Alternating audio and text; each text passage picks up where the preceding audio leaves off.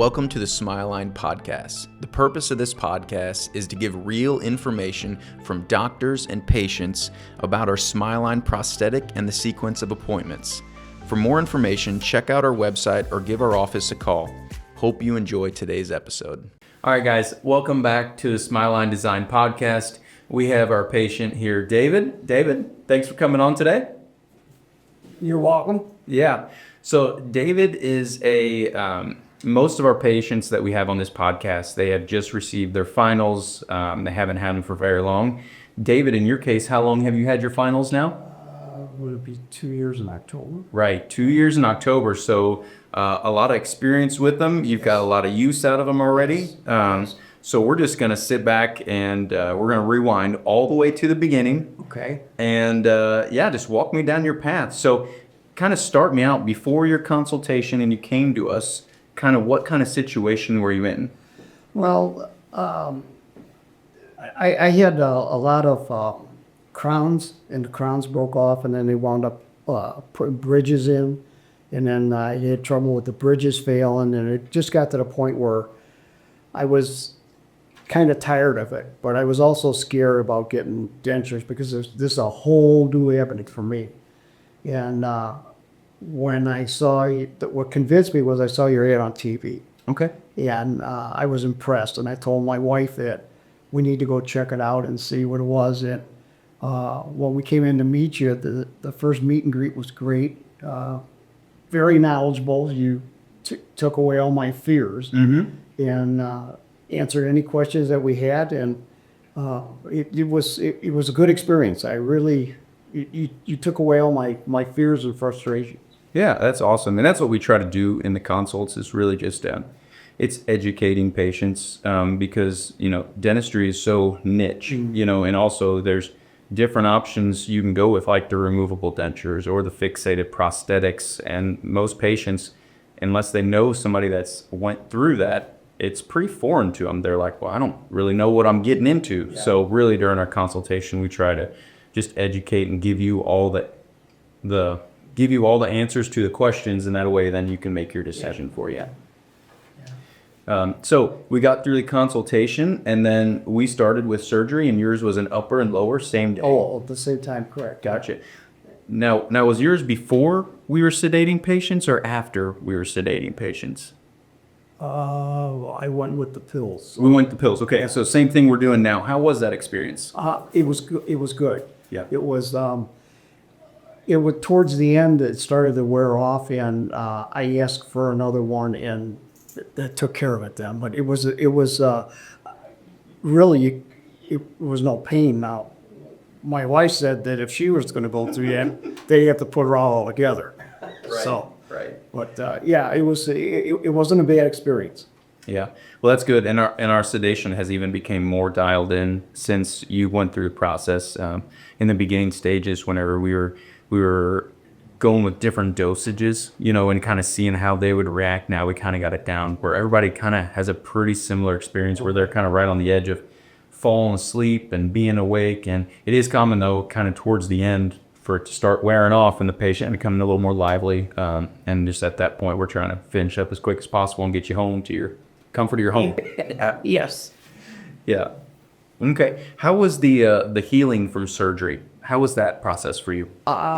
It went a lot better than I thought it would. Mm-hmm. The biggest challenge was the first night. You gave the brochure out that said what you have to be aware of and all that, but the one thing that they didn't say was you should probably put a towel on your pillow because you're going to bleed. And that was the biggest thing. But otherwise, the healing went really well. Yeah. It was easy. It wasn't a cakewalk, but right. It was. It wasn't nearly as bad as what I thought it was going to be. Yeah, it's a process, and I tell all the patients that hey, it's not easy. This is a process, and then I also try to set the expectations lower than what they're going to be. That way, whenever it's not as bad, they're like, well, it wasn't that bad. And I was like, well, good. What we hate doing is telling them hey, it's not that bad. And then all of a sudden somebody's in a lot of pain and they're like, I wasn't expecting this. The one thing that threw me for a loop though was the bruising that I had.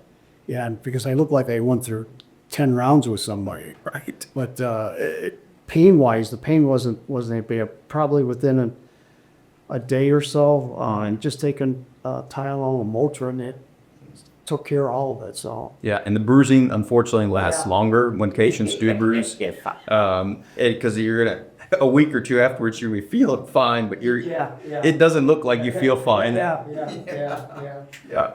And it is very variable. A lot of that depends on how many teeth were taken out, whether the patient, the age of the patient, whether they bruise easy and stuff like that. Well, when you suggested doing ours, I'm glad that you suggested doing Tom DeBile at the same time.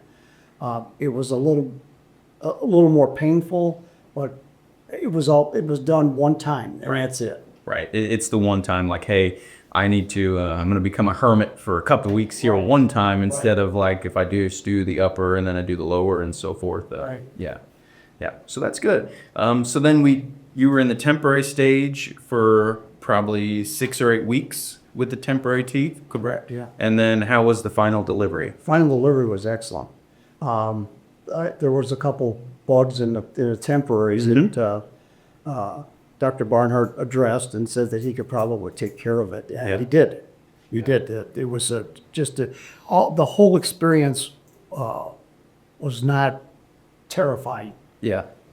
That's good to know. And yeah, working the bugs out in the temporaries, that's the beauty of the temporaries, because I know there's some companies out there that advertise that hey, they can do this in 24 hours, get you from surgery to your final prosthetics. And that's great. And we can too. We choose not to, just because it's not that exact. Like, sometimes it comes out perfect first time. Majority of the time, there's these small little tweaks that we need to address in the temporary to make sure everything's feeling right before we go ahead and make the finals. So that's why we put people in finals, just to make sure that everything's right before we go ahead and make it. I was so surprised after the surgery, and then you fitted me for the temporary right away, and I went home. I left that night with the temporaries in. Right. So I was able to. I couldn't eat anything stiff, but the soup and all that kind of stuff that we had was fine, and I could talk. Yeah. Yeah. No, that's awesome. And then so now 2 years in your finals, how is your chewing ability? Excellent. How is it? Excellent. Absolutely excellent. Yeah. I couldn't ask for anything better, Chris, really. Oh, that's awesome to hear, David. Yeah. So how else has life been treating you? Good. I retired beginning of the year, so. Got you. Yeah. You just retired now, so what is it, just golf? Is that all you do? We're going to try to do a little more traveling, more home golf. We got a granddaughter that's up in northern Illinois, so we'll go up and see her mom and dad, and we'll spend some more time out on the road, take the dog with us, and just try to enjoy life now. Gotcha. Do you do like the national parks whenever you go to places like that, or you just kind of pick a city and go to it? Yeah, pretty much pick a city and go to it. A lot of times we help people out. Last fall, our niece moved down with Tucson, Arizona, and she had a car that she wanted to take down there, so we wound up putting it on a car hauler and took it down there we got a vacation out of it, and she was happy, so Yeah, that's right. I know my parents, they I think it was last year or 2 years ago, they did like 10 days around Yellowstone, just driving around, vacation, and seeing everything, and just seeing the world. Worked your whole life, and now it's like, I want to go see some stuff. Yeah. Well, that's very good, David. Thank you for coming on the SmileLine podcast and telling your story. Any other words of advice for patients thinking about going through this?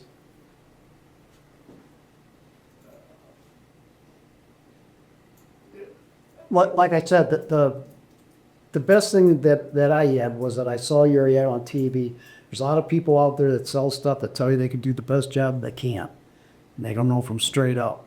When I came out and I talked to you the first time around, you made me feel very confident that this was going to go smoothly, and it did. I was very, very happy with it. Awesome. Well, great to hear. Whenever you were scared to go with dentures, did you know somebody that had dentures? The only thing that I remember is when I was younger, out of high school, my grandmother had dentures. Yeah, and all problems that she had with them and that. And then, it just kind of, my dad was 75 when he died, and he had all of his original teeth, no cavities. Wow. And my mother, on the other hand, when she died, I don't think she had original tooth in her head. She kept having crowns per, Right. Yep. or implants. And so I think that's where I got my welfare from. Right. Right. But it's common, like a lot of times in a consultation, you know, patient comes in, they're like, hey, I had a relative that had removable dentures. Okay. I seen that. I don't want it. And that's the most common kind of story we hear. Yeah, when I first got involved in this, when I talked to Dr. Barnard, after he did put the dentures in, he asked me, he said, would you be interested in having temp or removables? I said, not after this. Because really, I mean, it's a newer technique that you didn't hear much about. Right. And people my age, the people that we grew up with, it was all removable dentures. Right. Yeah. Yeah. And in your case, yeah, a lot of people, whenever you're growing up, the people, you know, when they were 60, 65, 70, you know, they didn't have many options. Right. Now there's a lot more options, especially for people that have a high expectation too. You know, they're still living a quality of life. You know, they're wanting to eat good. They're wanting to travel. They're wanting to go do these things. They're not wanting to worry about their teeth. You know, so they have high expectations, and really the fixated prosthetics is the solution there to really meet your expectations. Yeah. Yeah, I followed all the directions that your girls gave me, and I can't compliment you guys enough on your staff. Your staff is excellent. They really are. When I was warned about, you know, taking easy what I was eating and chewing and all that kind of stuff, and everything seemed to go along well. So Yeah. Well, that's awesome, and I will congratulate the girls and give them the compliment as well. Yeah, great works. Thank you, David. you're welcome. Yeah. Thanks for coming on today, You're welcome. and best of luck on retirement. Thank you, sir. Thank you.